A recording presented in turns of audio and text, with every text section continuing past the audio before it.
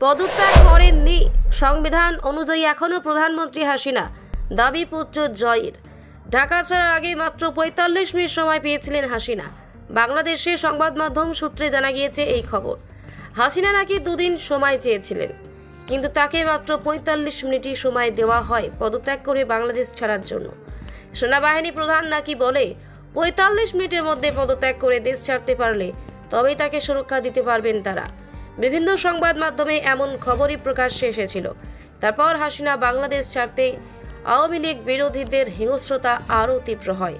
সারা দেশ জুড়ে তারা হিংসা, জুলুম, প্রাণনাশ ও ধ্বংসাত্মক কাজকর্ম শুরু করে দেয়। কিন্তু এখন বাংলাদেশের সংবাদ মাধ্যম প্রথম আলোতে প্রকাশ, হাসিনা নাকি পদত্যাগই করেননি। সংবাদ সংস্থা রয়টার্সের কাছে এমনটাই দাবি করেছেন হাসিনা পুত্র। ওয়াশিংটন থেকে রয়টার্সকে সাক্ষাৎকারে দেন সজীব ওয়াজেদ জয়। তার দাবি, শেখ হাসিনাকে পদত্যাগ করার সময়টুকুও দেওয়া হয়নি। তিনি আদৌ আনুষ্ঠানিকভাবে পদত্যাগ করেননি, তাহলে তিনি সময়টুকুই পাননি।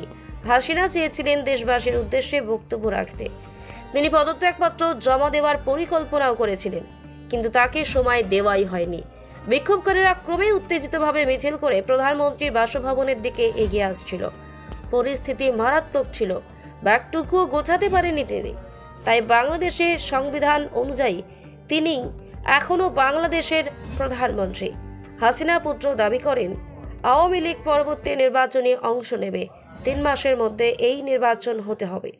রয়টার্সকে জয় জানান তিনি নিশ্চিত আওয়ামী লীগ আসবে ক্ষমতায়, নইলে বিরোধী আসনে বসবে।